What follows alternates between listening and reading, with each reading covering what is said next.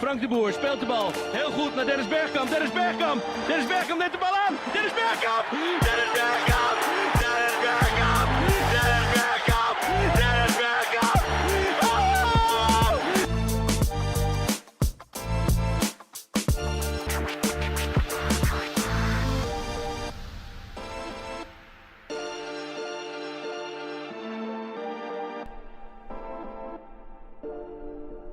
C'est parti pour la première du ventre mou, premier épisode avec aujourd'hui mon acolyte de toujours Aurélien, plus connu sous le nom de Lucky Vigère. Comment ça va Aurélien ? Ça va, salut. Alors vous ne connaissez pas encore, c'est normal, on vient de débarquer dans le game. On va parler de ballon mais surtout de Maxime Gonalon et ça c'est les incontournables. Un programme chargé pour cette première, on va avoir du gros débat, on va avoir du zapping, on va avoir des rubriques sur des joueurs, sur des clubs, des quiz, des pronostics.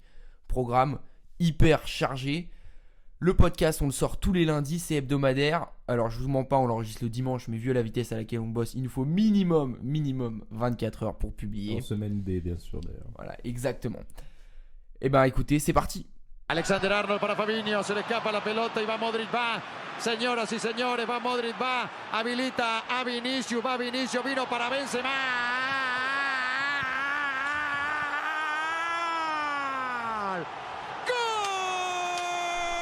C'est parti donc pour le premier gros débat avec tout de suite de l'actu. On vous ment pas, on va partir sur beaucoup d'actualités. Et donc le premier thème, la première question qui va animer la discussion. Quelle évolution à court et moyen terme pour Warren Zaïre-Emery ? Selon nous. C'est la question qu'on va se poser parce que pour remettre un petit peu dans le contexte, hier on a eu le match face à Gibraltar, on va pas spécialement y revenir, victoire 14-0 de la France. Bon, pas grand chose à dire. Quoi. Ouais, je pense que ça se passe de commentaires. Mais on a vu le premier but de Zaïre-Emery, sorti sur blessure sur l'action du but, il s'est quand même bien fait charcler. Ouais. Et donc la question va être comment on va imaginer en fait finalement ces prochains mois et même on peut dire à l'échelle de 1 ou 2 ans la suite de sa progression. Parce que mine de rien c'est un 2006, il est quand même super jeune et il s'impose très tôt. Alors toi comment tu vois les choses ? Je sais pas, déjà je trouve que ce qui est bien c'est que c'est un joueur à qui on va pouvoir donner le temps du coup.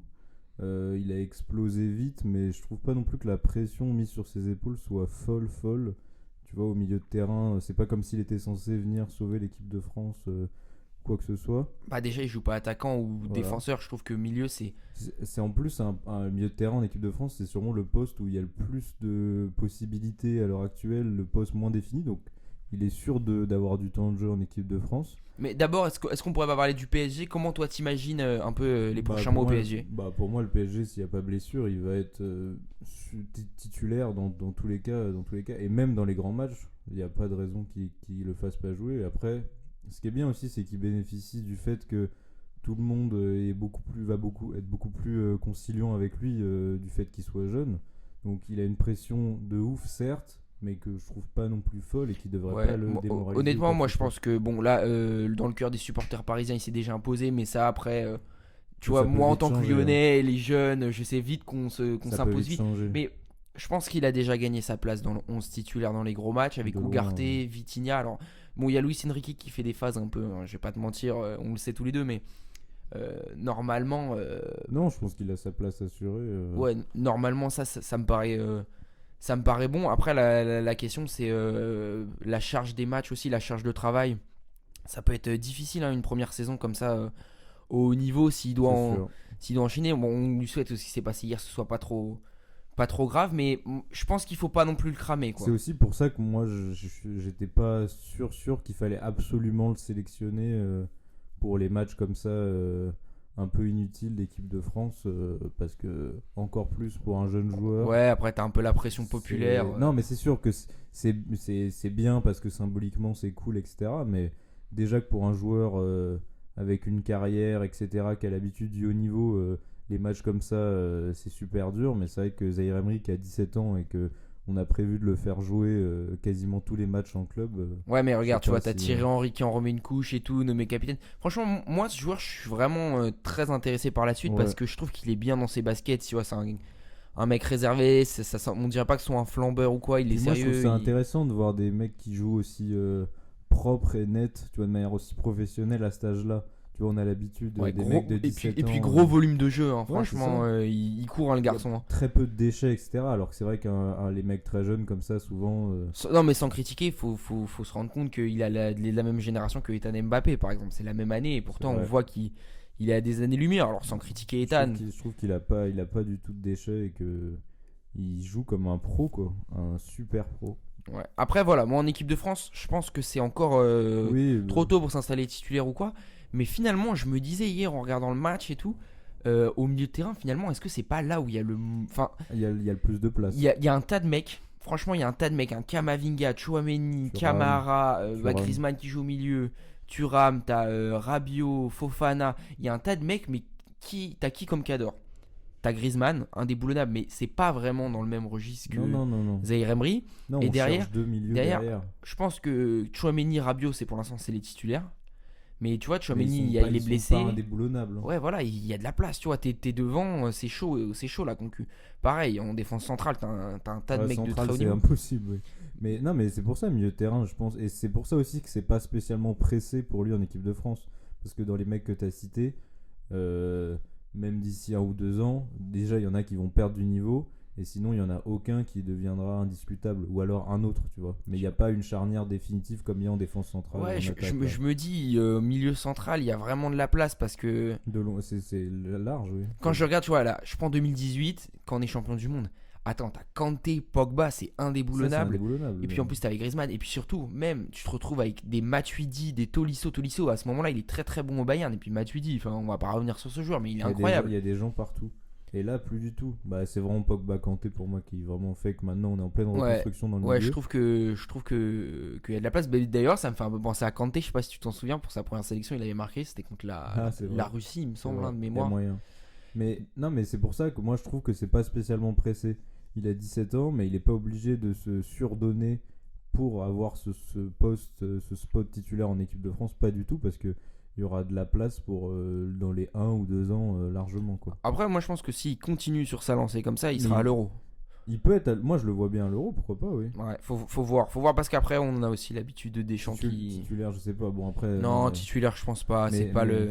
Non, le parce style que de ça la marche maison, bien en de plus. Chouamini Rabiot, mais si Zaïre Emery entre encore une fois dans une nouvelle phase avec un niveau encore meilleur d'ici l'année prochaine, il Après, pourra largement pour moi, prendre il a cette une place. vraie concu d'un joueur que je trouve meilleur que lui pour l'instant, c'est Kamavinga. Je suis d'accord. Parce Moi, que, bon, mais là, il est après- blessé, mais. Non, mais moi, Kamavinga, c'est super. Après, encore une fois, Chouamini et Rabiot, les deux peuvent partir aussi du poste de titulaire, hein. On s'éloigne un peu du sujet, mais franchement, en ayant regardé le match hier, moi, il y a un mec qui m'a un peu déçu. Alors, certes, il a marqué, mais c'est Fofana.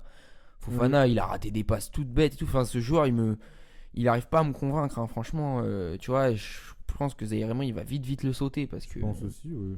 Bon, après, T'as raison. hier, il le met titulaire aussi parce que comme ça, il a pas besoin de le mettre titulaire en Grèce ou quoi. Enfin, il faut pas se dire que l'équipe d'hier, c'est l'équipe qui jouera les gros matchs. Mais voilà, en tout cas, c'est sûr que ça va être intéressant à. On verra jamais un gros match où Thuram met un but, hein. Ah, t'es dur.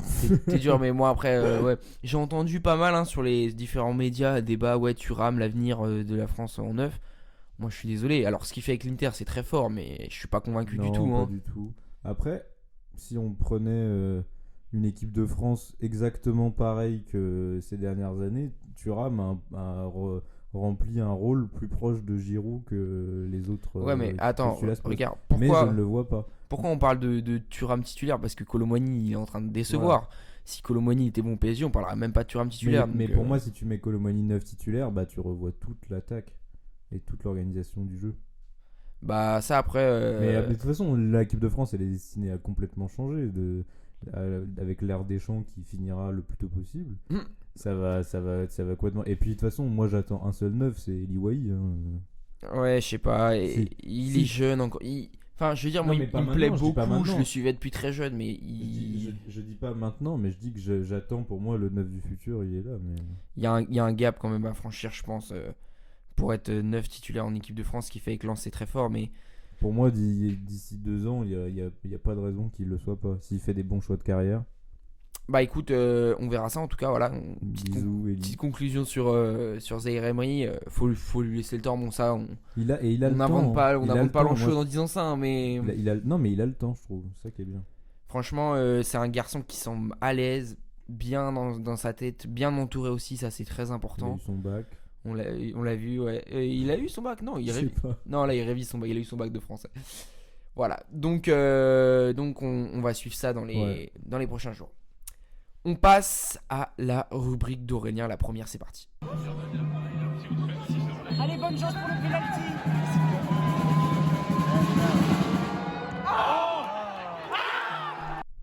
Ok, alors donc là, on va lancer la première rubrique que je vais faire. C'est une rubrique sur les prospects, donc les jeunes à potentiel. L'idée, c'est d'aller regarder le plus de profils dans toutes les ligues et continents du monde. Donc, on va pas forcément chercher le prochain Messi ou quoi, mais des joueurs qui pourraient avoir une carrière dans les plus hautes sphères dans n'importe quel continent. Parce qu'il y a plein de joueurs qui viennent de plus en plus de ligues éloignées de l'Europe et je trouve ça intéressant. Mais bon, on va quand même commencer avec un mec qui joue en Europe du coup. Mais je vous promets que les prochaines fois, ce sera des mecs un peu plus discrets. Et le premier, c'est Johan Bakayoko du PSV. Donc, c'est un 2003, donc 20 ans, belge. C'est un pur ailier droit. Il joue quasiment que à ce poste. Gaucher, et c'est un truc qui va être assez intéressant dans son jeu. Je l'ai pris lui parce que je trouve qu'il détonne complètement des autres ailiers qu'on a eu l'habitude de voir ces dernières années chez les jeunes. C'est-à-dire du profil très dribbleur qui va très vite. Et on va donc commencer justement là-dessus. Alors, Johan Bakayoko, qu'est-ce que c'est Donc 1m79, c'est la taille, on va dire, un peu classique pour un ailier. Mais il est beaucoup plus physique, beaucoup plus fort d'épaule que les profils qu'on a vus d'habitude avec des ailiers comme Anthony, etc., des mecs très rapides. Et je trouve que c'est un truc super important. Donc il a que 20 ans et il est déjà physiquement super fort et super solide, sachant qu'à 20 ans, donc c'est appelé à s'améliorer encore plus. Il va prendre en masse, il va aussi prendre en solidité, c'est-à-dire que la manière de recevoir les coups, etc., va s'améliorer normalement. Et ça, c'est super important quand tu joues au plus haut niveau. On a vu plein de jeunes pépites de ligue mineure. Bon, là, c'est l'Eurodivisie, je sais pas si c'est une mineure, mais quand même, qui étaient super rapides, super percutants, etc., mais qui, au moment d'arriver dans le top 5 des ligues, se faisait écraser face au niveau physique. Bah là, je pense pas du tout. Déjà parce qu'il a prouvé en Ligue des Champions, donc on y arrive. Il commence super fort cette saison. 3 buts, 15 passes décisives en comptant l'Eurodivisie, la Champions League et les qualifs de Champions League un peu avant. Il a déjà joué donc 8 matchs de Champions League, titulaire à chaque fois, 5 passes décisives. Il est aussi international, même s'il n'a pas vraiment joué. Et il joue d'ailleurs ce soir avec la Belgique. On verra s'il y aura du temps de jeu. Pour ce qui est de ses points forts, il y a la vitesse, ça c'est un truc assez classique, et une super capacité d'accélération, c'est-à-dire qu'il accélère en 1 seconde, c'est super bien. Et donc son physique, comme j'ai dit, c'est-à-dire qu'il va, certes, il va aller super vite, mais en même temps, il va pouvoir contrôler et garder son duel avec l'adversaire sans se faire dégager. Et c'est en plus sa place à se développer. Donc, comme j'ai dit, c'est un ailier droit à pied gauche, là où on a souvent l'habitude de voir des mecs du mauvais pied qui, comme le profil Robben, c'est-à-dire coupent et vont frapper à la surface. Lui, c'est pas spécialement un finisseur du tout même. Il a un profil intéressant, c'est qu'il a une énorme capacité de centre qui est super impressionnant. En plus, il est avec Luc de Jong en neuf, donc autant dire que c'est cadeau sur la tête. Mais donc lui, il va plutôt privilégier, là où on voit plutôt les profils de centreurs, normalement ils sont de bon pied. Lui, il va faire donc le geste que font les mecs comme Robben pour retourner vers la surface de réparation, pardon. Mais il va plutôt tout le temps privilégier le centre, et honnêtement, ça marche assez souvent. Il a 85%, entre 85 et 87% de réussite des passes, donc sachant qu'il tente énormément de passes qu'on va dire plutôt risquées. C'est pas du tout un mec qui joue, étant donné qu'il joue souvent le centre directement dans la surface, il y a pas mal de chances que ça marche pas en général, mais lui, je trouve que ça marche super bien. Autre chose, il a un énorme investissement en défense. Tu vas tout le temps le voir courir, etc., pour aller chercher le ballon s'il a été perdu. Et c'est en plus un investissement en défense qui est utile. C'est-à-dire qu'on voit, certes, il y a beaucoup de mecs qui reviennent, etc., mais qui ont tendance à justement peut-être trop se dépenser. Lui, c'est super utile, il met une pression énorme et il y a beaucoup de ballons qui sont récupérés. Il marche beaucoup avec le latéral droit dans la récupération de ballons. autre chose. Donc il a que 20 ans, mais c'est un joueur qui joue de manière super propre. On parlait de Zaïre Emery, c'est assez pareil. Il a pas du tout de déchets dans son jeu, alors qu'un ailier jeune et prometteur, c'est quand même souvent tendance à déchets et à perte de balle avec avec la tentation du dribble, etc. et du geste de trop. Lui, pas du tout. Il va toujours privilégier une bonne passe plutôt qu'un dribble mal fait. D'ailleurs, c'est pas spécialement un dribbleur fou, hein.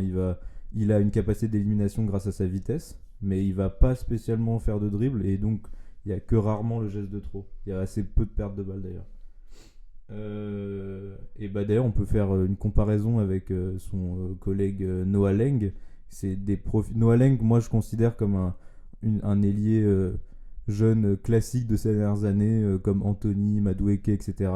Super rapide, super dribbleur, etc. Et ben quand tu les vois jouer ensemble, c'est super différent.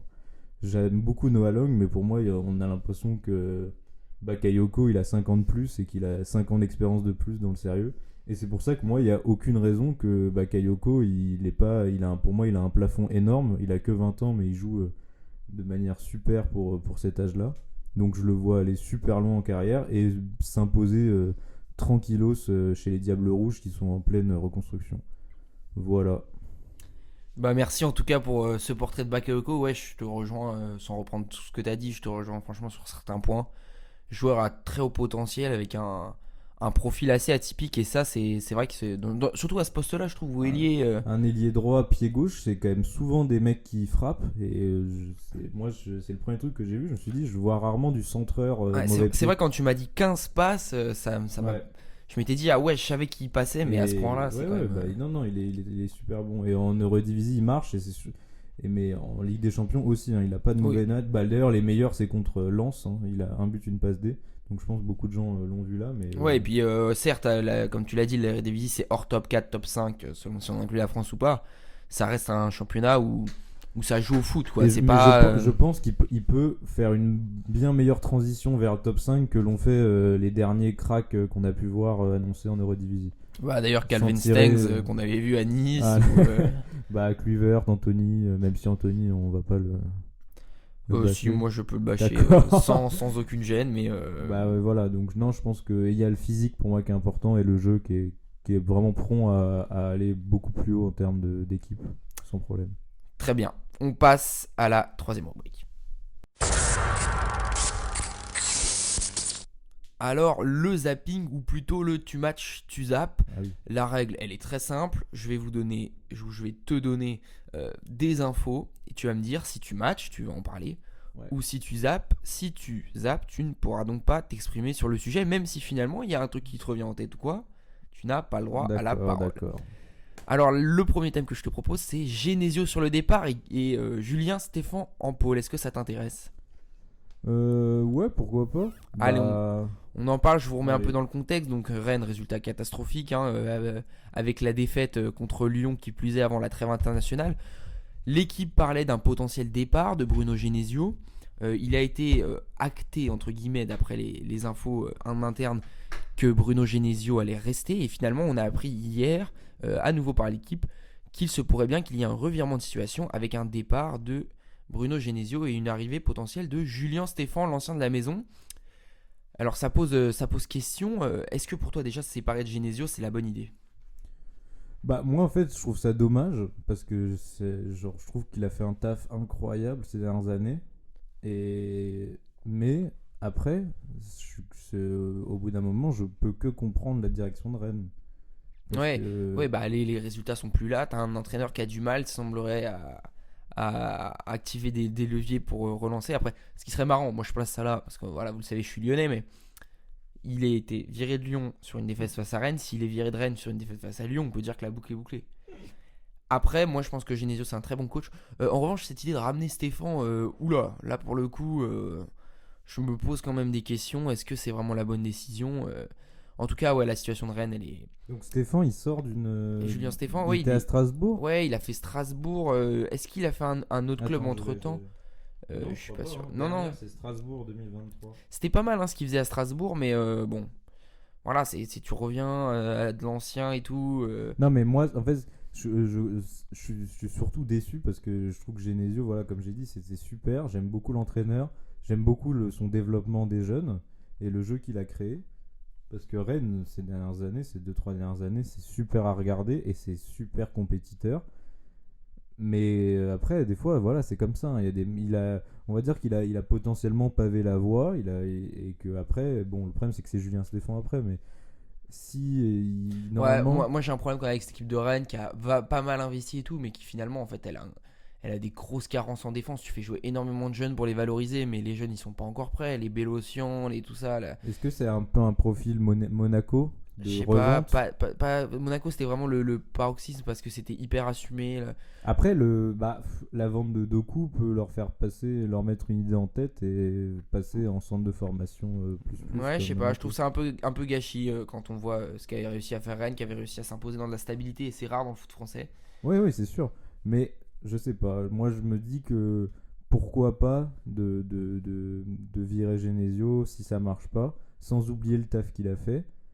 Mais il faut voir qui tu mets après, quoi. Et là, bon, Ok, je sais pas. on verra, on passe sur la deuxième info. Alors tu matches, tu zappes.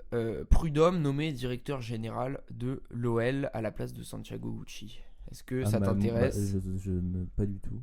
Eh ben, je t'avoue que moi, alors, Enfin, vas-y, parce que... bien que ça concerne mon club, moi je vais zapper aussi parce que en fait, c'est même pas officiel, on n'a pas encore d'infos. Donc Ouais. certes, on en parle dans l'actu parce que voilà, mais Lyon c'est tellement le bordel que ça Oui, sert à, oui, oui. à rien. Donc On on va zappe. attendre que tout s'éclaircisse de manière générale. Oui, voilà. Troisième info, ou plutôt troisième sujet, la Coupe du Monde U17. Tu matches ou tu zappes? Bah, je veux bien matcher après. Allez, moi aussi je match rapidement. Donc on est en ce moment en Coupe du Monde U17 qui se Ouais. déroule. Alors si je te dis pas de bêtises, il me semble qu'elle se déroule en Indonésie. Je vérifiais ça, mais la France a joué hier son troisième match de poule contre les États-Unis. Victoire 3-0, 3 matchs, 3 victoires donc pour nos bleuets, on va dire. Hein, parce que Oui. on surnomme comme ça les espoirs, mais là on peut quand même dire que c'est la même.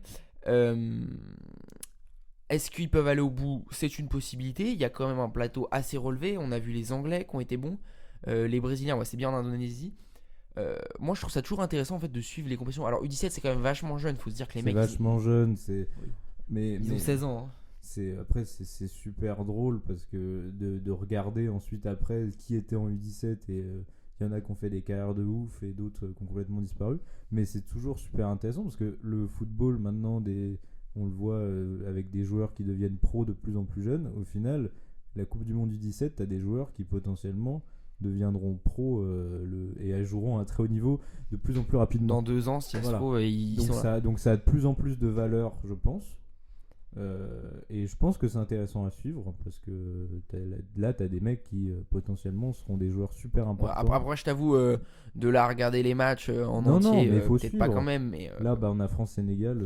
France-Sénégal en 8ème, ouais. Et si on gagne, on jouera le vainqueur de Angleterre-Ouzbékistan. Bon, probablement l'Angleterre.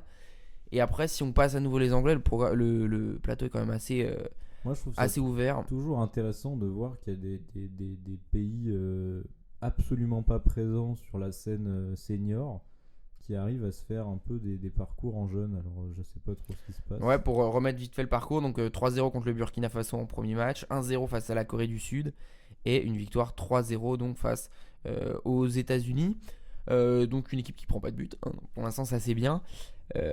Et puis voilà, et puis on va voir ce que ça va donner, mais c'est effectivement c'est assez intéressant. Pour moi, c'est de plus en plus intéressant à suivre en tout cas, avec comment le football évolue.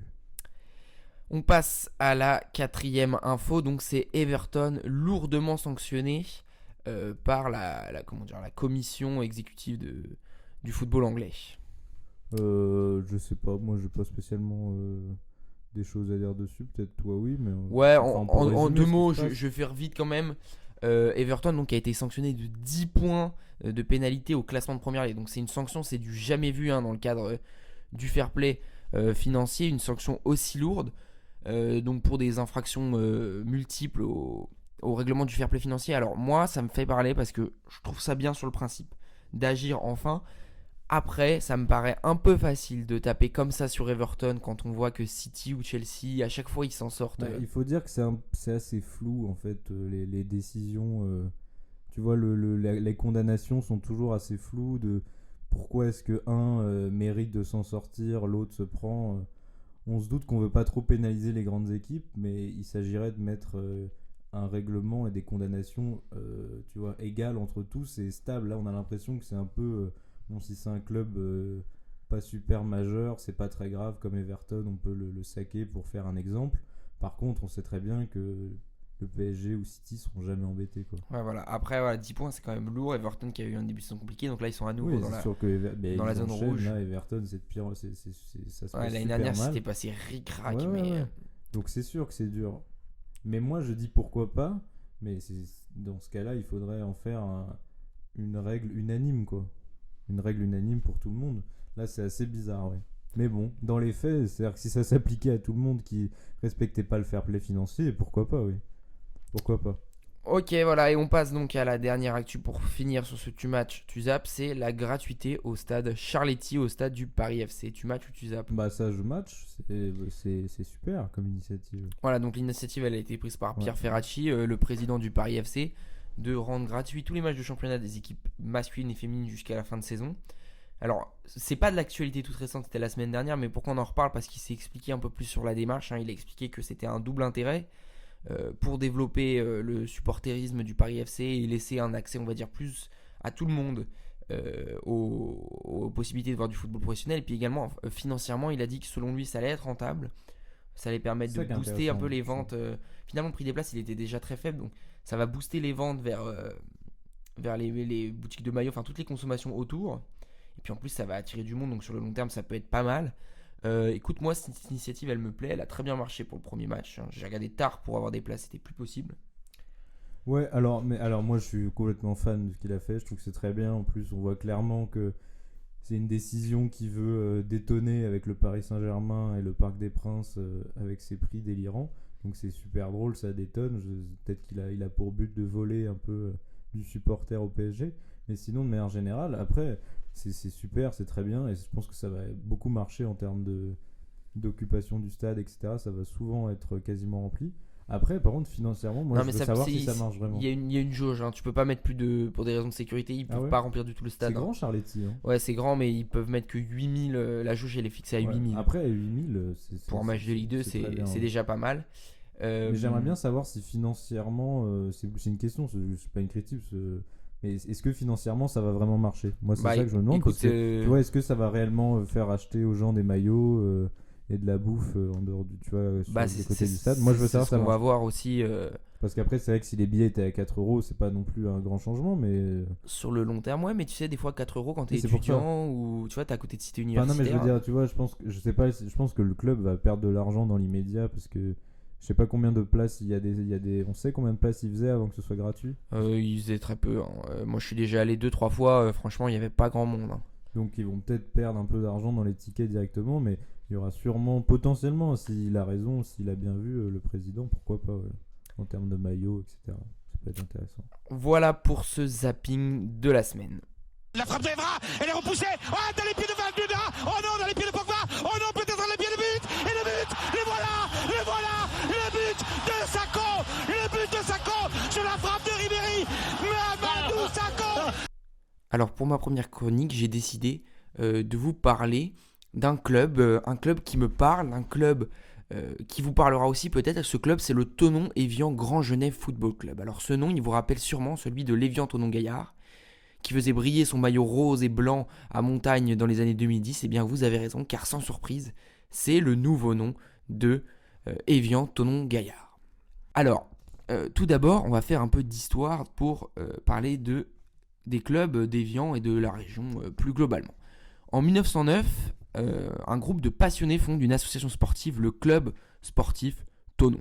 Tout commence donc sur les berges sud du lac Léman, à quelques kilomètres de la frontière suisse. Longtemps amateur, le club sportif Thonon, connaît 3 saisons tout de même entre 79 et 82 en Division 2, perdant même le titre à la différence de but face à Toulouse en 1982. Cette saison décevante par son épilogue est le début d'une chute effrénée jusqu'au niveau régional, connaissant même déjà une double relégation financière. En 2007, à l'initiative de Danone, la grosse firme locale basée à Évian, on va observer une fusion de l'Olympique Thonon-Chablais, qui est le nouveau nom de ce qui s'appelait avant le Club Sportif Thonon, et du FC Croix de Savoie 74, qui était lui-même issu d'une fusion entre le FC Villagrand et le FC Gaillard. Né donc en 2007, l'Olympique Croix de Savoie 74, qui deviendra en 2009 le football club d'Évian Thonon Gaillard. Cette mesure, entraînée par Danone qui va remettre de l'investissement, il y a également d'autres firmes telles que MSC Croisière qui vont investir, ça va complètement relancer le club et même le football dans la région. Donc en 2007, ils partent de CFA. Ils sont alors entraînés par quelqu'un qu'on connaît bien, Pascal Duprat, connaissant dans leur effectif 2 joueurs qui vont jouer de nombreuses saisons en Ligue 1 par la suite, Pierre Boubi et Mathieu Lafont. Et cette première saison, elle va super bien se passer. Ils terminent champions et vont même jusqu'en 16e de finale de Coupe de France, éliminés par le Grand Lyon de Sidney Govou. L'année suivante, elle est correcte. Le club poursuit sa restructuration. Il recrute par exemple Cédric Barbosa qui deviendra une véritable légende du club. Et là, c'est l'emballement. En 2009-2010, ils sont champions nationaux. En 2010-2011, ils sont champions de Ligue 2. Et les voici en Ligue 1. Le club a alors de grandes ambitions. Il recrute Christian Poulsen, international danois, ou justement Sidney Govou, l'ancien lyonnais. Ça va être 4 saisons en Ligue 1. C'est l'apogée du club, l'apogée du projet. Les 3 premières sont relativement bonnes. Ils terminent 9e en 2012. Et le top du top, c'est la finale de la Coupe de France qui est malheureusement perdue face à Bordeaux en 2013 sur le score de 3-2. Cette même saison 2013, elle est marquée par un but qui a marqué également à jamais l'histoire de la Ligue 1. C'est le but de Saber Khalifa contre Nice, un but de 64 mètres qui reste encore aujourd'hui l'un des plus beaux buts de l'histoire de la Ligue 1. Durant ces années, certains noms connus passent par Évian Thonon Gaillard comme Daniel Vass, international et capitaine du Danemark pendant plusieurs années, Youssouf Sabali, Cédric Barbosa, je l'ai dit, ou encore Modou Sogou, ancien joueur de l'OM. En 2014-2015, c'est le début de la chute. Danone arrête de financer le club. Lors de cette saison, Évian Thonon Gaillard est obligé de se séparer de nombre de ses joueurs majeurs. Ils vont alors augmenter le nombre de joueurs scandinaves, mais rien n'y fait. Ils terminent 18e en perdant lors de la dernière journée et sont relégués en Ligue 2. La saison suivante en Ligue 2 est tout aussi catastrophique. Là encore, ils terminent 18e et sont relégués d'abord sportivement, puis administrativement par la DNCG. Le club est en faillite et le tribunal finit par prononcer une liquidation judiciaire. C'est la fin de l'Évian Thonon Gaillard. Cependant, le Phénix renaît de ses cendres en 2017 avec la création du Thonon Évian FC sur les bases de ce qui était Évian Thonon Gaillard. Ils repartent de Régional 2, la 7e division, et ils vont globalement enchaîner les montées pour arriver en 2022 en National 2, où ils sont actuellement donc aux portes du football professionnel. Le club fusionne avec le club féminin de la région qui est en Ligue 2 et se renomme donc Thonon Évian Grand Genève Football Club, et c'est sous cette appellation, sous ce nouveau logo, qu'on connaît aujourd'hui le club. Alors ils sont actuellement 10e de leur poule de National 2, mais seulement à 5 points de la tête et de la montée. Il est donc encore pour eux possible d'espérer en fin de saison retrouver le football professionnel. Mais surtout, pourquoi est-ce que je vous parle d'Évian aujourd'hui ? Eh bien parce qu'hier, après avoir joué pendant 45 minutes à 10 contre 11, Évian s'est imposé au tir au but 5-4 après avoir fait match nul de partout face à Aubagne, un autre club de National 2, et ce, au 7e tour de la Coupe de France. Ils sont donc en 64e de finale. Ils affronteront la Duchère, tombeur de Bastia, en espérant pouvoir faire un nouveau parcours qui restera dans les mémoires et dans les livres d'histoire. C'est donc parti pour le quiz. Alors aujourd'hui, le concept est simple. On va donner un championnat et le but va être de retrouver les 10 meilleurs buteurs encore en activité dans ce championnat. On commencera donc avec la Ligue 1 et ensuite on fera la Première Ligue. À toi la main, c'est parti. Ok, bah Mbappé, déjà. Mbappé, 177 buts en 228 matchs, il est premier. Ensuite, Ben Yedder. Ben Yedder, deuxième avec 150 buts. Ouais, Lacazette. Lacazette qui complète le podium avec Troisième. 130 buts. Ok, là ça commence à être relou. Laborde. Laborde 5ème, 74 buts effectivement. Donc pour l'instant, on est bien. Je te donne un petit indice vite fait avant que tu cherches. Il y a 8 Français sur 10 et 2 mecs qui ne sont pas français. Mais ils sont tous en activité dans le championnat de France. Ok. Faut que je cherche par club. Marseille, il n'y a aucun monde où il y a quelqu'un. Ah, non. Attends. Ah. Cabella. Cabella, effectivement, 7ème, donc Eh ben. il joue à Lille avec 57 buts. Ouais, c'est ça en fait, c'est pas spécialement des grands buteurs. Non, mais c'est des mecs qui ont joué qui jouent sont des offensifs et ont joué un paquet Ouais. d'années en Ouais. Ligue 1. C'est comme ça que tu Cabella, marques. il est combien 7ème? Ouais, 7ème Cabella. Donc il te manque 4, 6, 8, 9, 10. T'as la moitié déjà. Ah, 4, c'est dur. Hein. Attends. Ouais, réfléchis pas comme ça, je pense. Mais Je continue sur les clubs. À Lorient, il n'y a personne. À Brest. Oui, non, pardon. À Rennes, peut-être. Attends, un Rennais. Ah non, attends. effectivement, il y a des mecs qui jouent en Bretagne. C'est pas Terrier quand même. Si Terrier est Bah 9ème, ouais. 9ème Wow. Terrier avec 53 Déjà buts. Ah ouais, ça rend pas dur en Ligue 1. Après, il a joué à Lyon, il a joué à Strasbourg. c'est vrai. Il a marqué quand même. Encore un Rennais. Encore un Rennais, je sais pas moi. Ouais, alors là, c'est effectivement, il y a encore un Rennais. C'est un blond et il joue pas en attaque. Mais il tire les pénaux. Et ça peut permettre non. de scorer. Ah, un trou. Un ancien Lensois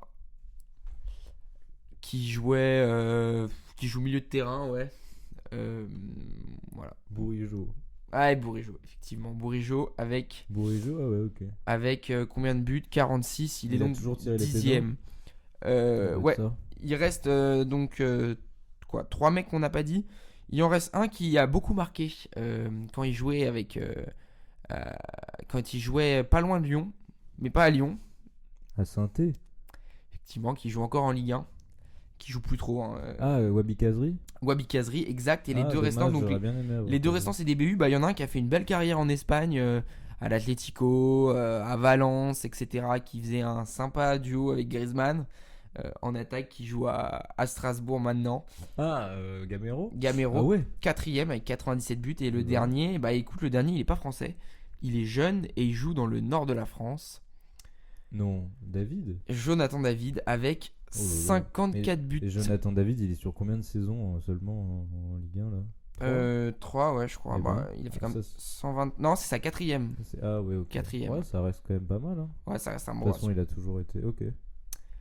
Allez, à moi, donc quel championnat? Moi, j'étais parti pour la PL. Donc, pareil, les 10 joueurs en activité qui ont marqué le plus de buts en première ligue. Vas-y. On va partir sur les classiques qui jouent donc en ce moment en Ouais, première ligue. ouais, tous. Mo Salah. Mhm. Ils Le vont- 1. Mo Salah 147 buts. Mo Salah en 1. Qui est-ce qui a beaucoup planté quand on te pose la question? Rashford. Rashford, effectivement, Rashford, 5ème, 77 buts. Ok, Rashford 5ème. Un mec qui joue actuellement. Bon, alors à Liverpool, je pense qu'il y a eu pas mal de turnover, donc je pense pas que ce soit là. Non. Kevin De Bruyne, quand même. De Bruyne, 8ème. De Bruyne 8ème, ça marche. Est-ce que Grealish y est? Grealish n'y est pas. Non, Grealish il n'y est pas. Après, la difficulté, c'est que je pense qu'il va y avoir des mecs qui vont la marquer, genre Callum Wilson. Il n'y a pas. Si, il y a Callum Wilson, effectivement, Ouais. en 4ème, 211 matchs, Ouais, tu vois, 86 c'est ça. buts. J'aurais dit Jamie Vardy, mais il est pas en première ligue, donc il peut pas être dans Non. le classement. Un mec qui a pas mal marqué, il faut faire club par club. Hugminson. Minson est 3ème. Hugminson. Donc là, j'ai pas le deuxième déjà. Non, il te manque le 2ème. Du côté de Raheem Sterling, je dirais. Raheem Sterling, il est exactement 2ème. 359 matchs, 118 buts. Ok, donc j'ai quoi? J'ai 1, 2, Là, 3, là 4. t'as un 2, 3, 4 et 5 avec Rashford. Et j'ai pas après le Et top 5. 8 avec De Bruyne. Il te reste Ok. 9, 10 et 6. Ok. et 7. Si on prend. On est sur du joueur. Est-ce que Danny Ings? Danny Ings est 7ème. Danny Ings 7ème. Ouais, faut continuer Ouais, là-dessus. hein. faut vraiment être dans les attaquants On bien. a un autre anglais bien PL. Non, Watkins, c'est trop récent. Non. Un mec qui jouait où? Qui jouait à. Tu me dis quand je commence à lancer des indices. Allez, hein. envoie-moi un petit indice là. Parce que je Le t'avoue. 9ème a joué à Arsenal. Il a joué à. Ah, des mecs de Arsenal. Il n'y est plus. Hein. Il a fait une énorme blessure à un moment. Oh, putain. C'est un 9. Hein.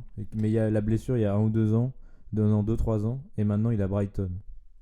À Brighton, un ancien d'Arsenal. Ouais. Oula. Il s'était retourné la jambe, un truc horrible. Ah putain, qui c'est ça? C'est. Alors attends, est-ce qu'il y a Neil Maupay peut-être? Non. Non, Maupay il est pas. Non, pourtant, Maupay il a fait un certain nombre d'années en PL. En fait, on en a 2 de Arsenal, un qui est actuellement et l'autre qui a joué. Ah ouais, mais le nombre de mecs qui. Ah, qui est actuellement Gabriel Jesus. Exactement. Ouais, Gabriel 6ème. 6ème. Donc là, il me reste quoi? 8-10? Non, 9-10. 9-10. 9-10. Ton mec de Brighton, je vais pas te mentir, je coince un peu. Ah, c'est un joueur que j'aimais bien. Et le 10ème, West Ham. West Ham, Antonio. Ouais. Michael 10ème, Antonio. 63 buts. Ok, ouais, tu vois, 63 buts. Enfin, il peut y Ouais. en avoir des mecs qui ont mis plus de 63. Bah là, celui d'avant, c'est 63 aussi. Ah ouais, bah là, je t'avoue, je 9e. coince. Vas-y, dis-moi. Danny Welbeck. Ah, Danny. Oh putain, oui, Welbeck. Ouais, moi j'aimais bien. Oh, Tu sais, l'ancien. tu te rappelles, il s'était fait un truc horrible à la jambe. C'était retourné complètement. Ouais, sais ouais, plus je me ce que souviens. c'était. Je me souviens. Bah écoute, ouais, Welbeck, j'y pensais plus. Ouais. Bon, bah voilà. Bah, on peut dire quand même que j'ai gagné, je pense. Oui, hein, bon, parce ça que, va. Ça reste. Enfin, ça reste compliqué, je pense, parce que tu vois, autant en Ligue 1 qu'en PL, il y a des fois des mecs, c'est pas évident. Autant les Il y a Mbappé, du Salah. mouvement. Là, il y a Kane, Vardy, Lukaku, Ouais, ça, j'avais Mané. Enfin, il y a eu beaucoup de mouvements cette année aussi. Aussi. Ouais. Firmino et tout, Riyad Mahrez. Enfin, il y a beaucoup qui auraient eu leur place largement qui sont partis cette année. C'est toute la difficulté du jeu. Allez, c'est parti pour la dernière rubrique. Nul, Germain. Nul, sale nul, espèce de maïs. Nul par grand mille. Donc, la dernière rubrique, c'est l'incontournable, le pronostico, les pronostics. On a sélectionné 2 matchs. Donc, le premier, c'est Ukraine-Italie. Bon, Ukraine-Italie, pour ceux qui suivent vraiment pas le foot de sélection, et je sais que ça existe, Ukraine-Italie, c'est un match décisif pour la qualif, parce que si l'Italie ne perd contre l'Ukraine, en Ukraine, enfin en théorie, parce que je crois que c'est en Allemagne le match qui a lieu, l'Italie doit passer par les barrages pour aller à l'Euro. Autant dire, ils vont peut-être pas à l'Euro, quoi. Et là, ce serait une dinguerie que le tenant du titre soit pas qualifié. Donc, match coup près. Les cotes 4 pour l'Ukraine, 3,55 le nul, 1,86 pour l'Italie. Sur quoi tu pars, toi, Aurélien? Je suis obligé de partir pour l'Italie parce que il y a un écart. Alors, l'Italie ne perd pas, c'est à 1,19. C'est pas non plus énorme. Et en termes de goal average, si l'Italie va chercher un nul, qu'est-ce qui se passe? Est-ce que En cas de nul, je crois que c'est l'Italie qui passe. Je te dis ça tout de alors suite. moi mais- je vois tout simplement un match pourri, un partout. Ouais, l'Italie est égalité de points avec l'Ukraine, mais au goal average particulier, ils sont devant. Je vois l'Italie s'imposer dans le groupe par une égalité. Mais Ok, donc malheureusement, match nul. Match nul à 3,55, c'est pas mal, hein. Malheureusement, on sait tous très bien ici que l'Italie peut perdre de 1 à 2-0. Ouais, et puis au niveau des buteurs, c'est pas évident. C'est ça, hein. c'est que Il y a franchement, le plus bas côté, c'est Berardi à 3. Mais sinon, tu vois, Berardi, Raspadoris, Kamaka, El Sharawi, enfin, c'est pas des mecs. Donc, moi, j'ai du mal à partir sur une cote buteur. Moi, sur quoi je partirais bien, c'est Ukraine ou Italie. En fait, ouais. pas de match nul, c'est à 1,72. Non, Ukraine ou Italie, c'est à Donc, 1,21 Tu seulement. pars Ah ouais, sur non, une victoire d'un des deux. ouais, non, c'est pas très intéressant. Non, je vais changer. Moi, je vais mettre. Je dirais que c'est. Pour moi, je pense qu'il va y avoir très peu de buts dans le match, en fait. C'est ça que je voulais dire. Ouais. Dans tous les cas, il y a des grosses lacunes en finition dans les deux équipes. Ouais, franchement, je me dis, l'Italie, ils vont. Je vois la cote de un seul but dans le match, elle est à 3,82. Enfin, un but maximum dans le match, 3,82. Ouais, alors que ce c'est sur quoi vraiment je le pars. truc qui peut arriver, quoi. Moi, je vois vraiment très peu de buts. Moi, je dirais 0-0 carrément. Ah, le 1-0, 0-0, ça joue aussi. Hein. Ouais, alors le 0-0, je te sors ça tout de suite. À combien est la cote? Et puis de toute façon, les scores exacts, ça rapporte toujours. Le 0-0, il est à 9,80. Alors que pour moi, c'est absolument pas déconnant que ça arrive. Ouais, après la défense italienne, bizarre. C'est Donc, sûr. voilà. Et on vous a sélectionné donc un deuxième match. C'est donc la France qui va jouer en Grèce pour le compte de la dernière journée des qualifs. Bon, alors là, les cotes, elles sont quand même intéressantes. La France, elle est à 1,66, 5 pour la Grèce, 3,60 le nul. Ça donne envie de partir sur la France, mais est-ce que après déjà qualifié, le 14-0, ça va faire un tourner petit nul, quoi. Ça peut se jouer, hein, On franchement. se contente pas un nul. Après, au vu du match d'hier, Moi, il y a peut-être une que- cote qui me paraît pas mal, c'est la France qui gagne avec plus de 1,5 but dans le match. Ouais. Moi, À je me dis, 2,06, tu je- fais un x2 quand même, c'est à pas un mal. autre moment, peut-être que je serais parti pour un nul parce qu'on se relâche, etc. Mais au vu du match d'hier, peut-être qu'on s'est dit L'équipe de France s'est dit on va faire la machine et on va écraser tout le monde. Donc je vois là-dessus une grosse victoire avec le plus de buts possible. Il y a une autre cote qui m'intéresse, moi, c'est la première équipe à marquer, la Grèce, à 2,77. Ça veut dire la Grèce ouvre le score.